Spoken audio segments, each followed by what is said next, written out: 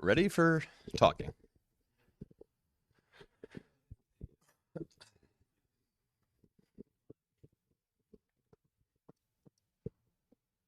Can y'all do me a favor? Sure. Can you switch my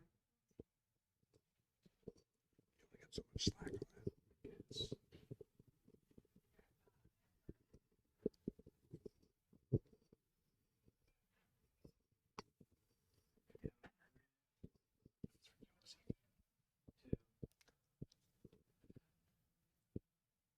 And welcome, everyone. It is Magic Insiders. Dante Marchitelli, Jake Chapman here with you, presented by International Diamond Center. The Orlando Magic grab a victory last night. They take down the Charlotte Hornets by a score of 123-107, getting their second win of the season. More importantly, snapping that four-game losing streak. 2 games remain on this trip, starting tomorrow against the Washington Wizards, and then you close it out in a couple of days against the Atlanta Hawks. And an opportunity to go 3-2 still on this road trip, but most importantly, you got that victory last night. And we're a little more than halfway through this road trip, Jake. Your first road trip with the Magic. How are you holding up? Things still good on the home front? And I haven't forgotten what number hotel room I'm in. Okay, just that's yet, good. So That's a good start. That's a plus. Yes, yes. I'm not positive exactly what city we're in. Right. But it is. all part of it. It's been a lot of fun, and I think we're about halfway through the trip now. What do we got? 4 games left or something like that. Right, It's a right. long one to start, but certainly we needed that win last night. I think it picked up everybody's spirits. No, it certainly did. A great victory, and we appreciate you tuning in here on the Orlando Magic YouTube channel. So we'll get to those comments as we go on. But the Magic, 3 20-point scorers last night. You're led by Franz Wagner with 21, and then you get 20 from Paolo Banchero. 1 rebound, 1 assist away from a triple-double. Yep. And then you also get 20 from Anthony Black, who makes his first start of the season. He had 10 starts last year, 9 points a game as a starter last year. He gets you 20 last night. But I think most importantly, I think Jamal Mosley will tell you that, and I think all the players to a man, especially coming off the game the night before against Detroit, where you had given up 136 points. There was a challenge issued that we got to sit down and guard our guy. Paolo Banchero said, got to play with more heart. You heard everybody say it came from your 2 leaders and it came from your head coach. Challenge accepted. You held Charlotte, who was the third highest scoring team in the NBA at 120 points per game. You held them to 107. Yeah, they came in, a 41% three-point shooting team. They were 11 of 30 last night, 36.7%. AB did a phenomenal job, and it wasn't just him. Franz Wagner, Tristan da Silva, everybody was helping out. But LaMelo Ball had an off night, and if you can slow him down, he's really the engine, obviously, that drives that Hornets team. 21 turnovers for 29 points last night was a huge swing, I think, in that game. And like you said, after a really disappointing outing on Wednesday night in Detroit, to get that bounce back without Jalen last night, to get back to Magic basketball, playing that level of defense was sorely needed. And Coach Mosley said postgame, the 2 themes all night were defense and depth. And I think you saw that. You had 3 20-point scorers, but you had 5 guys with 18+. You went on down the bench. We'll talk about Jonathan Isaac, the impact he played in that game, but everybody played a role and chipped in last night, and it was necessary. Look, we're still trying to figure this thing out on the fly, Sure. And obviously we've talked about making sort of changes to the offensive philosophy, bringing new guys in, and working all of that out. To have a 5-game road trip this early in the season when you're dealing with all of that is difficult, but you just got to go through it, and you were able to get it done last night. Well, it was kind of a convenient excuse when you think about the media. Well, we're playing with pace. It's going to be Right. That's why I loved what Coach Mosley said after the game against Detroit. This was our slowest game of the season. Yeah. This had nothing to do with pace. We have to sit down and guard and get back to what we do. We're one of the best defensive teams in the NBA last year for a reason, because you did all the things that you did last night, and I thought that was huge. You mentioned Jonathan Isaac, and obviously the great impact from Anthony Black. He didn't pick up his first foul until late in the fourth quarter. Yep. And, sometimes you can play terrific defense for 23 and a half seconds, and then you just have that reach in at the last second. None of that. He didn't have any of that throughout the game, which was huge. You loved the scoring with the 20 points, but he was terrific defensively. How many deflections for this Magic team last night? But I thought the real catalyst, and you mentioned Jonathan Isaac. Now, he didn't score a basket until the second half, but he came in, had 3 blocks. He had 1 block on the season going into that game last night. Had 3 blocks right away, and boy, they responded from that, didn't they? Yeah, I think there's an element, especially when you're talking about the way Jonathan impacts the game defensively, just flying in out of nowhere with that help defense and just erasing shots. It's such a momentum swing, but it's contagious as well. Yes. And we know this team, when you see your teammate and your brother next to you busting his butt, then you want to do the same thing. And I think we saw that across the board last night, but certainly Jonathan is the one who can just he impacts the game defensively when he's playing like he did last night. More so than anybody else on Yes. the team. I mean, he can literally shut down offenses, and he can turn what is a really good-looking shot into something that goes into the third row better than just about anybody across the league. And so I think that was obviously a big emotional boost. But you're right; it was to a man last night. Yes. Everybody took the challenge, and AB told us on the walk-off after the game that they knew after Wednesday night that they were straying way too far away from the identity of this team, and it's still there. That doesn't. And I love what Coach Mosley said pregame. He said just because we did it last year, and because we know that we can do it doesn't mean it's going to happen. You got to work even harder in order to even replicate what you were able to do last year defensively. So I think that message got across, and it was good to see last night. We didn't have Will Dawson for our first live stream, but he's making up for it here today. He's making up for it, right? Well, Will Dawson, very several active. messages. Yeah, so good to have you back, and yeah, we agree. It kind of got back to basics for this team last night, and it's a good point he brings up. With Jalen Suggs out, boy, you needed somebody to step up. And again, not so much the scoring, but what he did on the defensive end.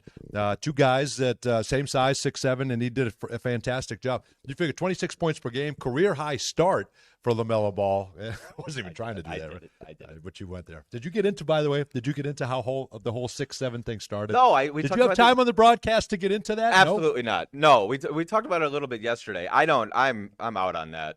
I'm out on LaMelo Ball. Yeah, but you have an obligation. I don't like his tattoos. But you have an obligation to explain to everybody where it came No, they from can and find how it that all works. elsewhere. That's not you. If you want that, don't come to the radio broadcast. Yeah, fair enough. But a terrific job on the defensive end, and he's going to be such an important part of this thing, and is certainly no question. And it'll play game by game with Jalen Suggs as he continues to ramp those minutes up.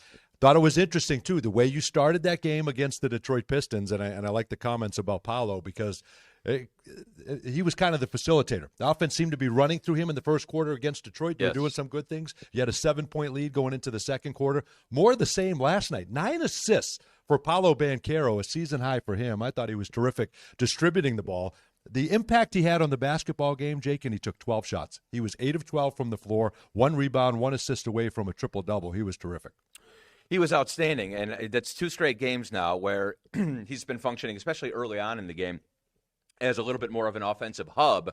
And boy, he's certainly capable of doing that. He's such a good scorer. I think naturally that's always going to be kind of his instinctual inclination. But as the game slows down for him, and it is, and as he starts looking and his teammates are earning his trust, knocking down shots from the perimeter, I think you're just going to see that grow. I mean, he's had 2 career triple-doubles, and he's been right at the brink the last 2 nights. Right. I fully expect that to blossom as the season goes on.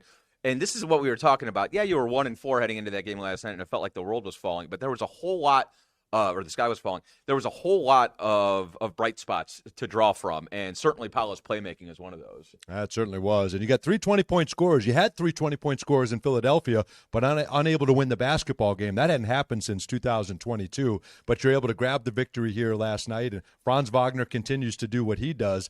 But I think one guy that kind of flies under the radar, and he's flown under the radar really since the season started.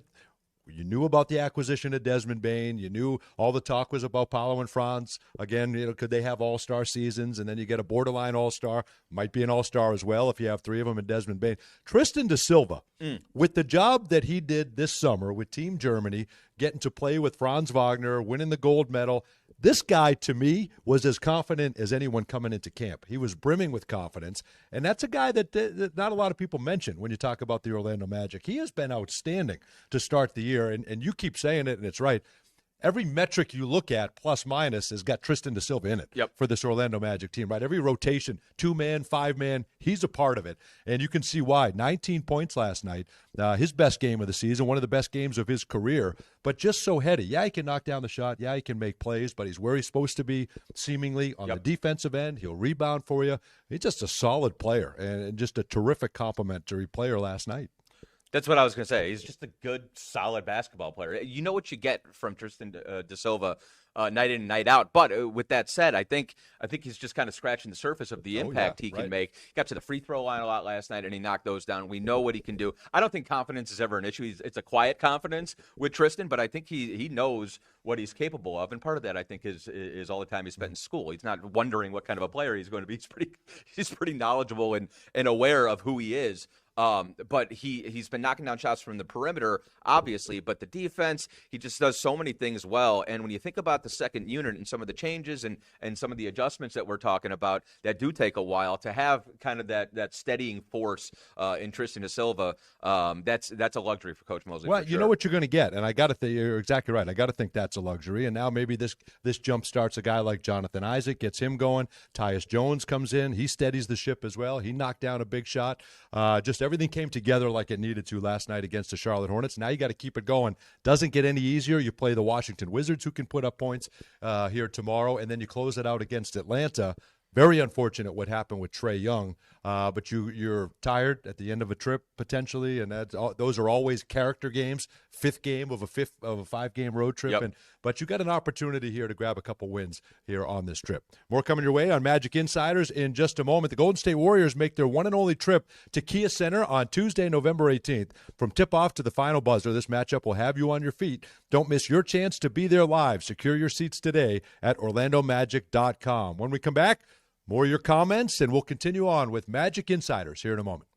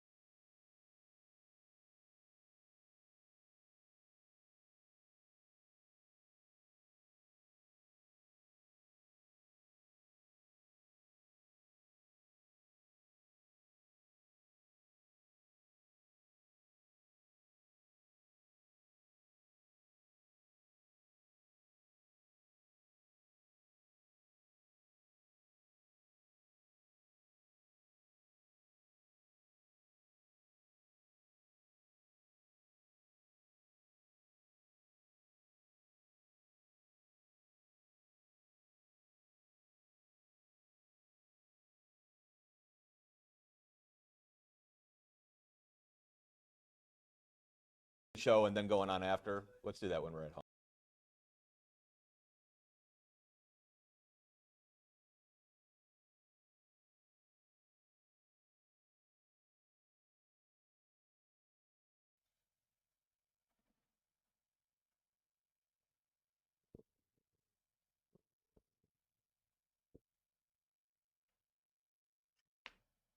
Welcome back, everyone. It is Magic Insiders presented by International Diamond Center. Dante Marcatelli, Jake Chapman with you. The Magic are back at it tomorrow against the Washington Wizards. We'll have it for you at 6:30 on 96.9 The Game and 6:30 on FanDuel Sports Network. And we encourage you to get FanDuel Sports Network throughout the season. And if you get a season pass, you're going to get 2 tickets that come with that. And we're going to need you all season long at the Kia Center. Right now, let's get you our call of the game. It's brought to you by Glip from Ring Central.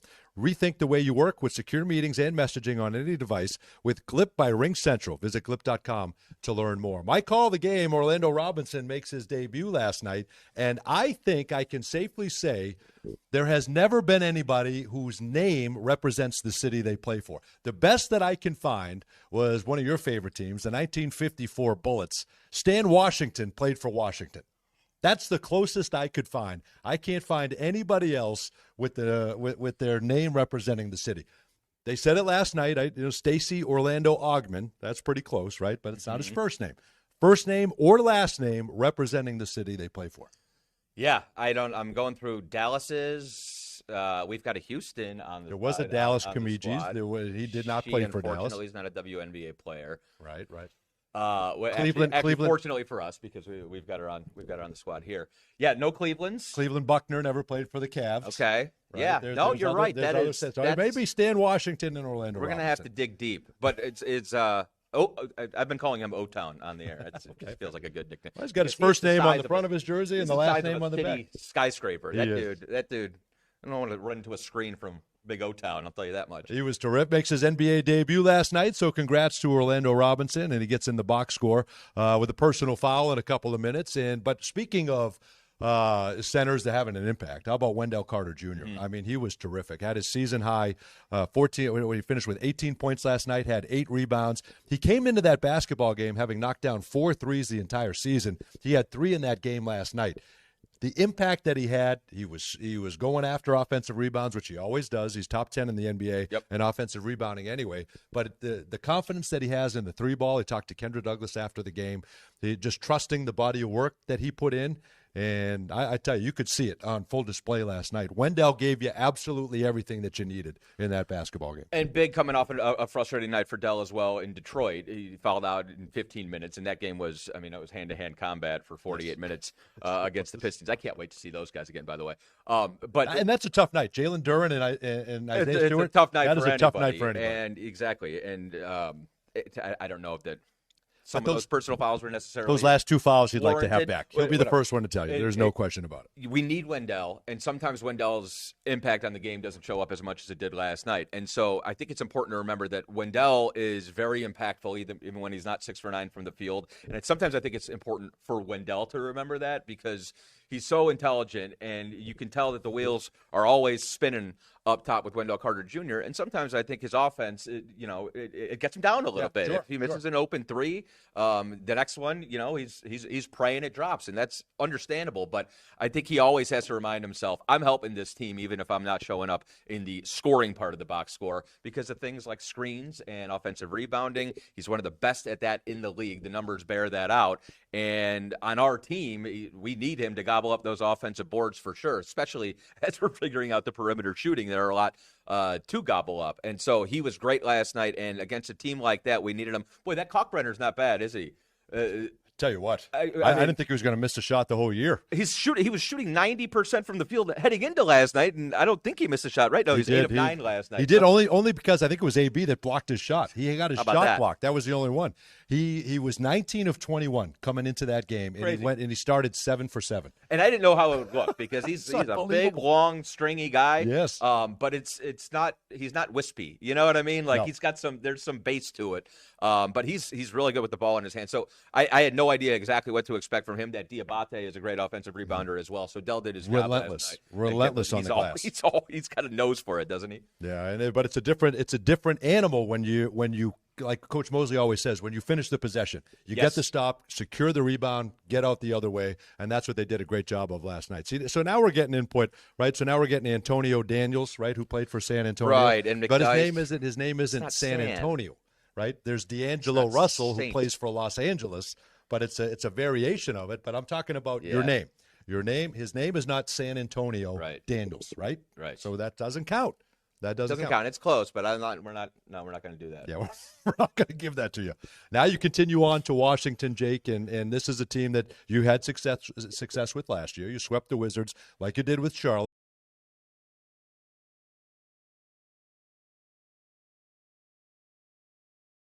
Orlando's number of Washington. Now you got to find 10 straight we've won against the Washington Wizards. So I think we're at a point where we understand where that team is in their build, and so yes, I'm not sure exactly what the numbers look like. I'm sure we'll be favored by a couple buckets heading into the game tomorrow night. You got to go out and do the work. And we saw it last night, and that Washington team, they hung around last night with Oklahoma, and they ended up separating in the fourth quarter. But go out, defend, guard your yard, like Coach Mosley says, and hopefully we're talking about 2 straight wins on this road trip. And then you have a chance in Atlanta on Tuesday. But don't put the horse before the cart. Go get the dub tomorrow. Yeah, you don't look at Atlanta until you get that one tomorrow. And again, it's not going to be easy. It's another team that puts up points. This Washington team, they've got youngsters that can just come out and fly.